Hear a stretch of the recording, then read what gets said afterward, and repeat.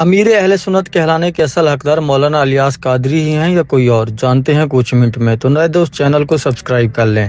سب سے پہلے جانتے ہیں کہ امیر اہل سنت کا مطلب کیا ہے۔ امیر کے بہت سارے معنی ہیں۔ اگر کسی مذہبی جماعت میں یہ ورڈ استعمال ہو تو اس کا ایک مطلب یہ بھی ہے کہ جو سب سے بڑا عالم ہو اور اپنے مسلک کے تمام مسائل کو حل کرنے کی کوشش کے ساتھ ساتھ اس کی صلاحیت بھی رکھتا ہو۔ دنیاوی طور پہ امیر کے معنی دولت مند کے بھی ہیں۔ اب غور کرتے ہیں دوسرے لفظ اہل سنت و جماعت پہ۔ اہل سنت کا مطلب وہ لوگ جو سنت رسول و اہل بیت کے ماننے والے ہیں، اور و جماعت کا مطلب اس جماعت کی پیروی کرنا جو رسول اکرم کے صحابہ تھے۔ پوری دنیا کے مسلمانوں میں اہل سنت کی آبادی سب فرقوں سے زیادہ ہے، جو کہ ٹوٹل اسلام کی تقریباً 80% آبادی بنتی ہے۔ یعنی جو بھی امیر اہل سنت ہو اسلام کی 80% آبادی کو لیڈ کرنے کی صلاحیت رکھتا ہو اور اسلام کو درپیش عالمی چیلنجز، مسائل کے حل اور اسلام دشمن طاقتوں کو بھرپور جواب دینے کی صلاحیت کا مالک ہو۔ اب آتے ہیں مولانا الیاس قادری صاحب کی طرف، جن کی جماعت دعوت اسلامی کے نام سے ہے۔ وہ اس کے سربراہ ہونے کے ساتھ امیر اہل سنت بھی کہلواتے ہیں۔ ان سے ایک ایسا کام ہو گیا جس کی وجہ سے اہل سنت کے نامور علماء نے انہیں اہل سنت ماننے سے انکار کر دیا۔ اس کا ذکر آگے کرتے ہیں۔ تھوڑا سا ان کی ذات کو جاننے کی کوشش کرتے ہیں تاکہ اصل بات سمجھنے میں آسانی ہو۔ مولانا صاحب 1950 کو کراچی میں پیدا ہوئے۔ اہل سنت پاکستان کے چند مشہور علماء میں ان کا شمار ہوتا ہے۔ ان کی جماعت دعوت اسلامی کئی مدارس اور مساجد چلا رہی ہے۔ تعلیمی حوالے سے وہ مڈل پاس ہیں اور ان کا تعلق ایک مڈل کلاس گھرانے سے ہے۔ مذہبی تعلیم بھی میں اعلیٰ سناد نہیں ہے۔ وہ خود کئی بار بتا چکے ہیں کہ ان کی مذہبی تعلیم اتنی نہیں ہے جتنی کسی مفتی کی ہونی چاہیے۔ ان کی تعلیم کا اندازہ ان کی اپنی ذات میں علم دین کے حصول کی طرف اشارہ کرتا ہے، جو انہوں نے کسی باقاعدہ تعلیمی ادارے میں حاصل کرنے کی بجائے خود کیا۔ یعنی ان کے پاس باقاعدہ کسی مذہبی ادارے کی کوئی سند موجود نہیں۔ بعض ذرائع کے مطابق وہ صرف حافظ قرآن ہے۔ انہوں نے اپنے ہی بیٹے کو اپنی جماعت سے کیوں نکال دیا؟ لیکن اس سے پہلے بتاتا چلوں کہ وہ کون سا کام تھا جس کی وجہ سے اہل سنت کے بڑے بڑے علماء نے ان کے خلاف بیان دیا اور ان کے اقدام کو اہل سنت کے اصولوں کی خلاف ورزی کہا۔ واقعہ یہ ہے کہ ان کی جماعت نے حضرت امیر معاویہ سے منسلک ایسے بیان دیے جو پہلے اہل سنت کی تاریخ میں کسی سنی عالم نے نہیں دیے۔ انہوں نے امیر معاویہ کی شان میں نعرے لگائے کہ بے قصور بے خطا حضرت معاویہ، بلکہ ان کے عرس منانے کا بھی اعلان کر دیا، اور ان کے نام سے لنگر خانے چلانے اور ان کے نام سے مساجد تعمیر کرنے کا بھی اعلان کر دیا۔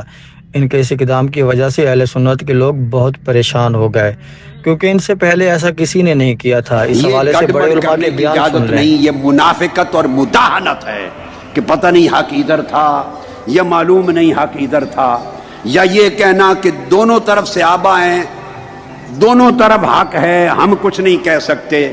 نہیں، اتنے فیڈر میں دودھ پینے والے بچے نہ بنو، نہ اتنے بدھو خود بنو، نہ بدھو امت کو بناؤ۔ حق کی ہر ایک کو پہچان ہے۔ 1400 سال میں ہزاروں کتابیں بھری پڑی ہیں اس پر۔ تو یہ ہے وہ وجہ جس کی وجہ سے ان کو اہل سنت سے سخت رد عمل کا سامنا کرنا پڑا۔ اب آتے ہیں اپنے اصل موضوع کی طرف کہ وہ واقعی اہل سنت کے امیر کہلوانے کے حقدار ہیں یا نہیں۔ لیکن اس سے پہلے ان کے بیٹے کی بات کرتے ہیں، جن کا نام حاجی بلال قادری ہے۔ ان کے بارے میں الیاس قادری صاحب نے اعلان کیا تھا کہ حاجی بلال قادری کا دعوت اسلامی سے کوئی تعلق نہیں ہے اور وہ اپنا علیحدہ کام کر رہے ہیں۔ مزید کہا کہ تنظیمی کاموں کی وجہ سے ان کا والد سے اختلاف تھا اور دونوں کی سوچ میں کافی فرق تھا۔ کیا مولانا الیاس قادری ہی اہل سنت کے امیر ہیں یا اس کا کوئی اور حقدار ہے؟ سب سے پہلے بات کرتے ہیں پاکستان کے سنی علماء کی۔ مفتی منیب الرحمان بہت بڑے عالم میں اسلام سمجھے جاتے ہیں۔ ان کے علم کی قدر پوری دنیا کے مسلمان کرتے ہیں۔ ڈاکٹر طاہر القادری، جب پوری دنیا دہشت گردی کو اسلام سے جوڑ رہی تھی تو طاہر القادری نے فتویٰ دے کر دہشت گردوں کو اسلام سے خارج قرار دیا۔ ان کا یہ فتویٰ مغرب میں بہت وائرل ہوا۔ اس کے علاوہ انہوں نے 1000 سے زائد کتابیں لکھ کر عالمی ریکارڈ بنایا۔ مغربی دنیا کو باور کرایا کہ دہشت گردی کا اسلام سے کوئی تعلق نہیں ہے، بلکہ اسلام کہتا ہے کہ ایک انسان کا قتل پوری انسانیت کا قتل ہے۔ مفتی تقی عثمانی، آپ بہت بڑے عالم دین اور کئی کتابوں کے مصنف ہیں۔